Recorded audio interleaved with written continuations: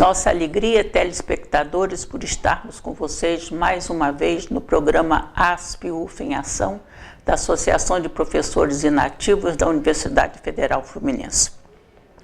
O nosso tema de hoje é democracia, representação e participação. E o convidado é o professor Marcos Iannone. O professor, ele é doutor e trabalha no Departamento de Ciência Política da Universidade Federal Fluminense.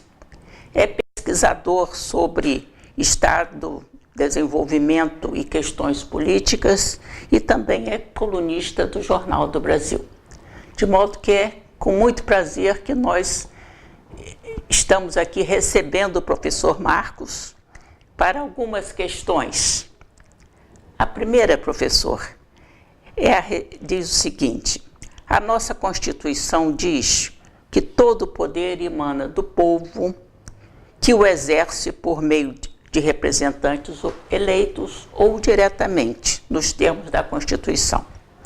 Explica um pouco sobre essa afirmativa, para que os nossos telespectadores estejam assim mais conscientes desses conceitos.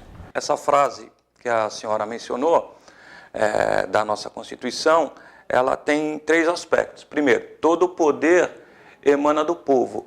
Isso significa que o povo é o soberano, né? A palavra democracia quer dizer poder do povo, né? Então, o povo é o soberano, né? As decisões públicas, elas devem ser baseadas na vontade popular, na vontade do povo.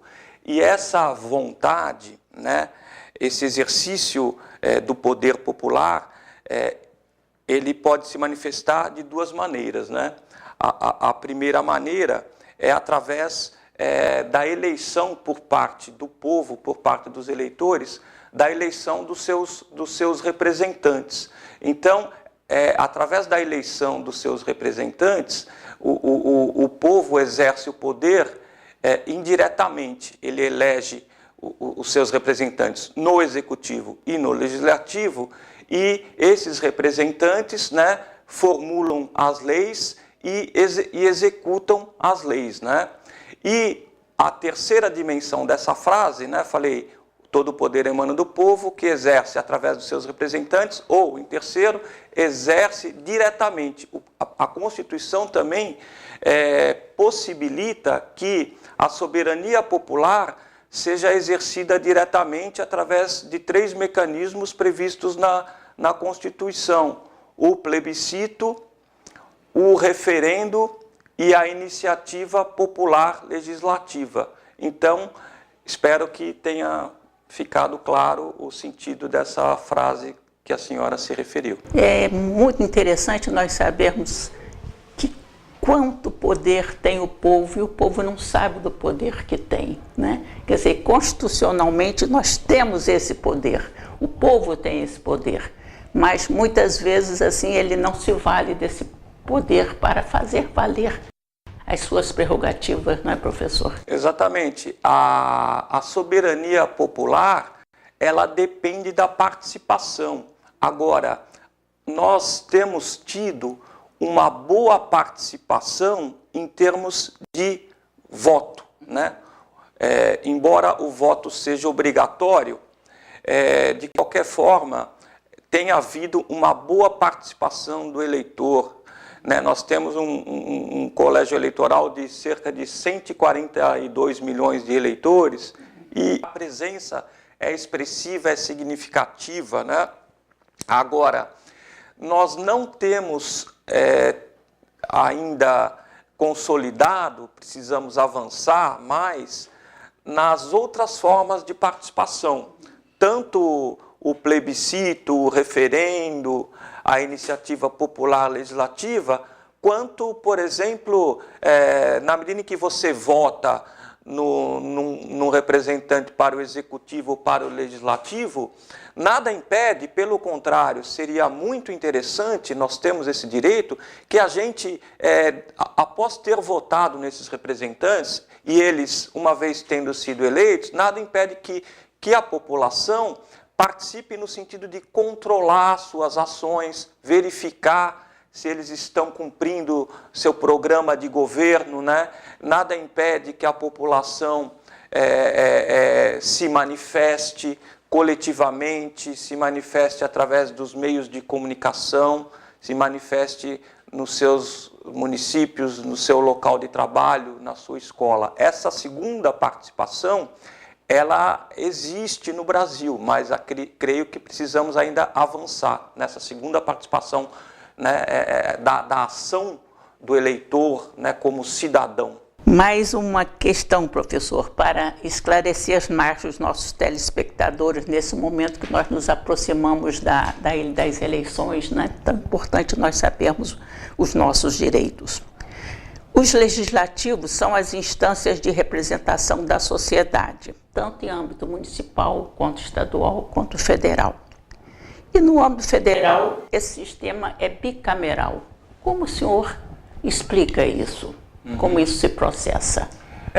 Na verdade, a rigor, é só um esclarecimento, os executivos também são instâncias de representação. O prefeito, o governador, o presidente da República são nossos representantes no Poder Executivo. E os nossos representantes no Poder Legislativo, né, são os vereadores em nível municipal, os deputados estaduais em nível estadual e em nível federal da União, nós temos os senadores e temos os deputados federais.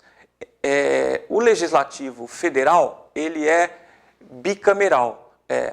Existe uma Câmara chamada Câmara Alta, né, o Senado Federal, que representa os estados, e uma Câmara Baixa, a Câmara dos Deputados, que representa o povo, né? Então, a ideia o Senado é composto por, no caso do Brasil, 3 senadores por estado. A ideia é mais ou menos o seguinte: cada senador representa o estado, né, enquanto uma unidade soberana. Então, nessa perspectiva, o Estado de São Paulo e o Estado de Alagoas, apesar das suas diferenças populacionais, etc., são igualmente soberanos. Se são igualmente soberanos, se fazem representar igualmente no Senado, porque nós somos uma república federativa.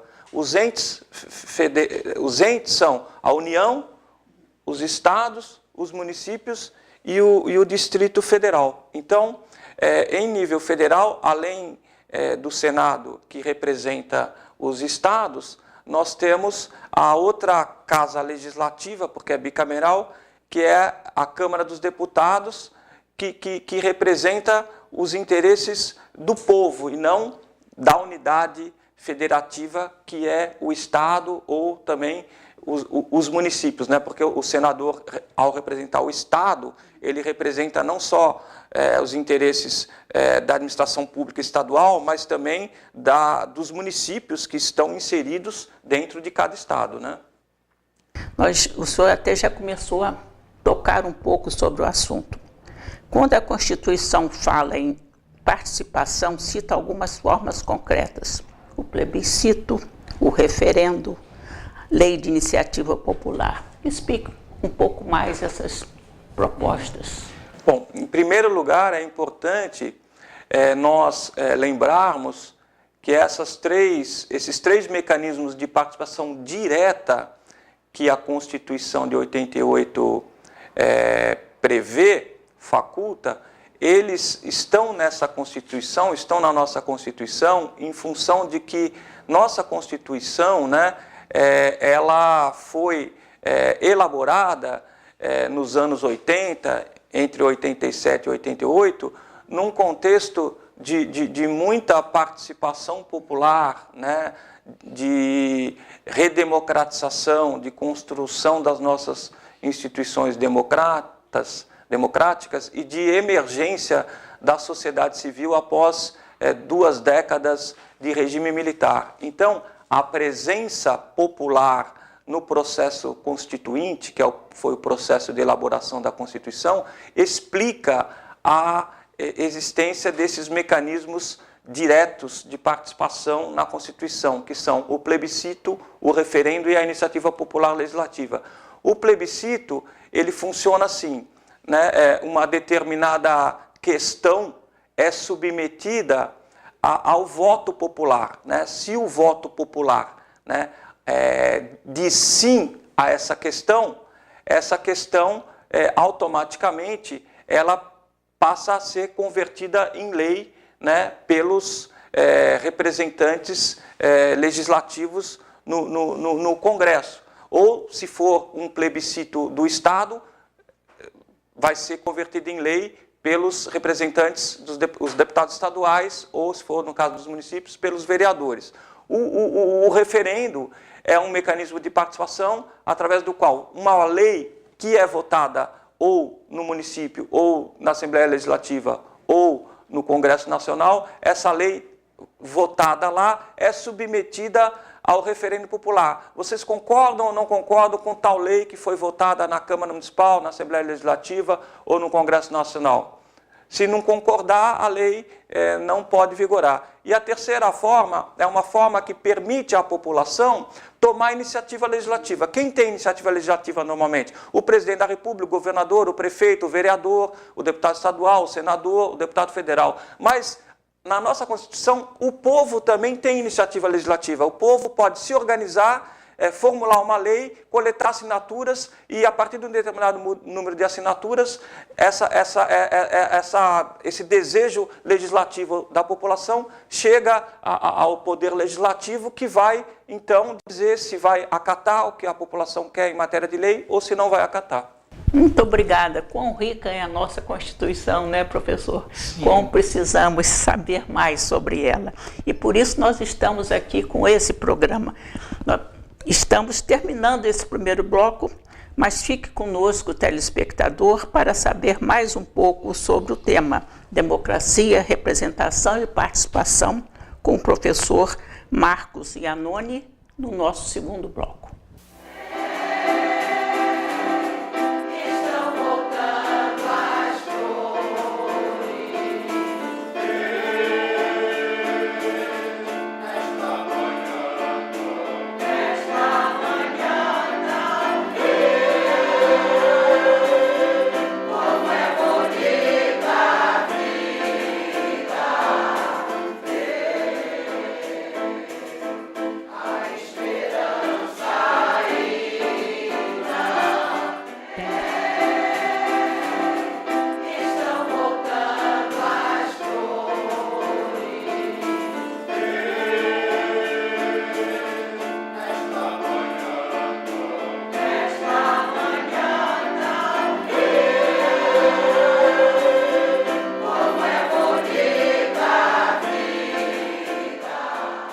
Neste segundo bloco do programa ASP-UF em Ação, da Associação de Professores Inativos da Universidade Federal Fluminense, nós estamos focalizando o tema Democracia, Representação e Participação, entrevistando o professor Marcos Iannone, da Universidade Federal Fluminense. Então, continuando a nossa entrevista, professor, nós queremos perguntar ao senhor que nós sabemos que o Congresso, as casas legislativas de um modo geral, perderam um tanto a sua identidade, a sua autonomia em função do Poder Executivo, né? Nós constatamos isso.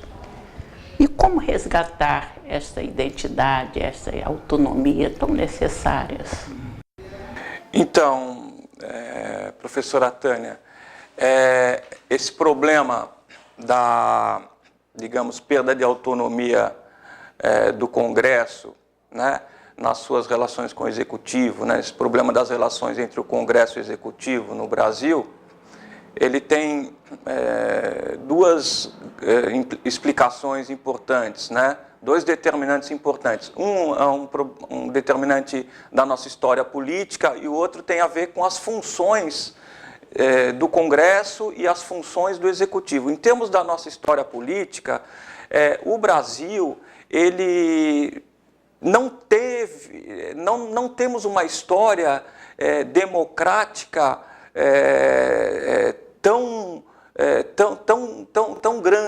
digamos assim, nós estamos agora, desde 1988, com a Constituição, no período mais longo de experiência democrática, né? Então, se a gente pensar no período pré-30, era uma democracia oligárquica, o voto era restrito, não havia o direito de voto aos analfabetos, né?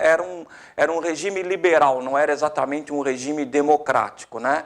Nós tivemos a Revolução de 30, depois um período em que não havia uma Constituição, aí houve a Constituição de 34 e logo de 37 a 45 um regime autoritário de Estado Novo. Depois de 46 a 64, uma experiência democrática de 18 anos, que foi interrompida por um golpe militar que durou 21 anos. Então, nós tivemos algumas rupturas na nossa experiência democrática, e então o Executivo do Brasil herdou um pouco dessa tradição de ser o poder mais protagonista, o poder mais ativo, e o Legislativo de ser o poder mais passivo. No período do Estado Novo, ao qual me referi, entre 37 e 45, o Legislativo, inclusive, ficou fechado. No regime militar, obviamente, o Legislativo ficou restrito, a começar porque havia uma legislação partidária que acabou implicando em bipartidarismo. Então, uma das explicações desse problema do baixo protagonismo do Legislativo, ou de um protagonismo insuficiente do Legislativo, tem a ver com a nossa história política. Nós temos atualmente, em função dessa história, nós temos a medida provisória, que é uma prerrogativa do Executivo, né? Ele baixa uma medida provisória que passa a valer como se fosse lei, e o Congresso tem um prazo, né, para revogar essa medida provisória ou para aprová-la. Obviamente que, já que ela passa a vigorar imediatamente, às vezes fica difícil para o Congresso mudar algo que já entrou tendo validade, e fica difícil retroceder nessa decisão do Legislativo, né? Outro aspecto é o aspecto funcional. Eu falei do problema da nossa história política, uma tradição de hipertrofia, predominância do Executivo sobre o Legislativo. O outro aspecto é o aspecto funcional, né? Então, os ritmos do Executivo e do Legislativo são diferenciados. Por exemplo, no ano passado houve as manifestações de junho, que todos nós ficamos sabendo, alguns de nós participamos, e a presidente da República, ela, na condição de presidente, ela precisou, no próprio processo das manifestações, ir à televisão, e ela deu algumas propostas para enfrentar o problema. Algumas dessas propostas foram imediatamente encaminhadas ao Legislativo, como própria proposta dela de fazer um plebiscito para realizar uma reforma política. Por que ela propôs o plebiscito? Porque, devido à dificuldade do Congresso, né, o Congresso tem o poder e as condições de fazer uma reforma política. Formalmente tem, mas não consegue chegar a um acordo. Então, em função disso, a presidente, para dar resposta, enquanto presidente da República, às demandas da população, propôs ao Congresso algumas medidas. Então, às vezes, diante de certas dificuldades do Congresso também, cumprir seu papel, né, satisfazer a vontade popular, né, o Executivo acaba tendo que tomar algumas iniciativas, porque ele é um poder também que é eleito e que tem que dar respostas. Eu diria que é bom a gente prestar atenção que, entre as instituições que mais deixa a população insatisfeita, estão os partidos e o Congresso Nacional. O Poder Executivo, em nível federal, por exemplo, a população aceita mais o Poder Executivo do que aceita e está satisfeita com os partidos e com o Congresso. Então, se existe uma história de protagonismo, de prevalência do Executivo sobre o Legislativo, o Legislativo também está faltando com o seu dever. Ele, de alguma maneira, não está contentando a população, o Executivo e os partidos. Então, não é só o problema do Executivo atuar sobre o legislativo. O legislativo também precisa cumprir seu papel e ter até moral para poder se relacionar de uma maneira melhor com o executivo. Muito interessante essa visão histórica que o senhor deu, né, do passado de nosso país. E a recente questão que aconteceu o ano passado, em junho do ano passado, que nós todos vivemos, né? Então, os seus esclarecimentos aqui, eu acho que nós estamos assim nos tornando um pouco mais conscientes. Mas vamos continuar com o nosso, para nos conscientizarmos ainda mais da nossa democracia, da nossa representação e da nossa participação no nosso país. Como o senhor vê uma certa indiferença diante das próximas eleições, especialmente por parte de um grande percentual da juventude? Isso a gente percebe, professor. Eu participei na eleição daqui, a nossa consulta em termos assim da UF, né, para o nosso reitor e etc. E nós notamos que teve uma abstenção tão grande dos nossos alunos, menos assim de 10% participaram desse processo. Então, a gente fica preocupado a respeito dessa questão das próximas eleições. O que o senhor nos diz a respeito disso? Em relação à participação especificamente nas eleições gerais, né, nas eleições nacionais, nas eleições para o sistema representativo, então, como eu falei, nós temos um colégio eleitoral grande de quase 142 milhões de eleitores. Desde 1988 temos tido eleições regulares, estamos passando pelo maior período, né, cronológico de experiência democrática no Brasil. Somos uma das maiores democracias do mundo em termos do contingente eleitoral que vota, né? O voto é obrigatório. Existe insatisfação, como eu falei agora há pouco, em relação aos partidos, ao Congresso Nacional, e há informações de que os jovens, né, no caso, a Constituição diz que para quem tem 16 até 18 anos, o voto é facultativo. Então, há algumas informações no sentido de que o contingente potencialmente capaz de jovens, capaz de se cadastrar, tirar o título de eleitor para poder se habilitar para votar, esse contingente deixaria a desejar, poderia ser maior, né? Então, esse seria um indicador, né, de uma certa indiferença desse segmento do eleitor, que são os jovens, né? Então, eu acho que o que é preciso a gente observar, como eu falei, que os partidos políticos e os parlamentares precisam ter mais consciência do seu papel de representantes do povo no legislativo e, por outro lado, a população precisa cobrar mais efetividade, mais compromisso da parte desses representantes.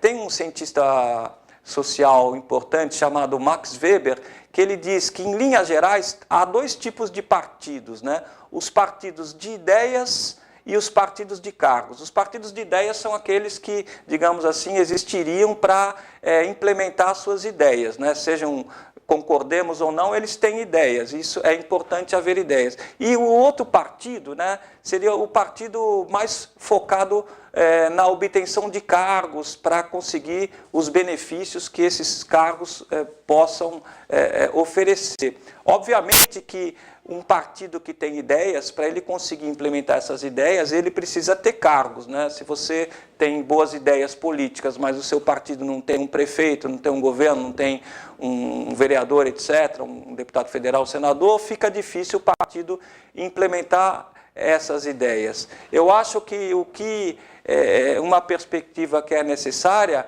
é a população começar a entender mais os partidos e os parlamentares e verificar, né, quais aqueles que têm ideias e quais aqueles que estão mais focados na busca de cargos. Para isso, o eleitor também tem que esclarecer ideias, o eleitor tem que procurar ter acesso às ideias, né? No Brasil, nós temos uma tradição política muito personalista, principalmente na eleição para vereador, para deputado estadual, para deputado federal, né? Os partidos colocam candidatos para concorrer a essas eleições, mas a gente não sabe a qual partido o candidato vota, porque a gente é convocado a votar em nomes. Eu acho que para a gente avançar numa política mais baseada em ideias e menos baseadas em cargos e interesses mesquinhos, é preciso que o eleitorado procure se politizar, se conscientizar, esclarecer quais são as ideias que estão em disputa. Infelizmente, professor, nós estamos chegando ao final. Eu acho que esse assunto mereceria pelo menos mais um programa. Mas, de qualquer forma, nós queremos agradecer ao professor Marcos Iannone por tanto esclarecimento que nos deu no dia de hoje, e agradecermos também aos nossos telespectadores por estarem assim nos ouvindo e que acompanhem os nossos programas aqui de acordo com o nosso endereço na telinha. Nós vamos ter mais programas. Professor, o senhor gostaria de fazer as suas considerações finais? Agradeço muito pelo convite, professora Tânia.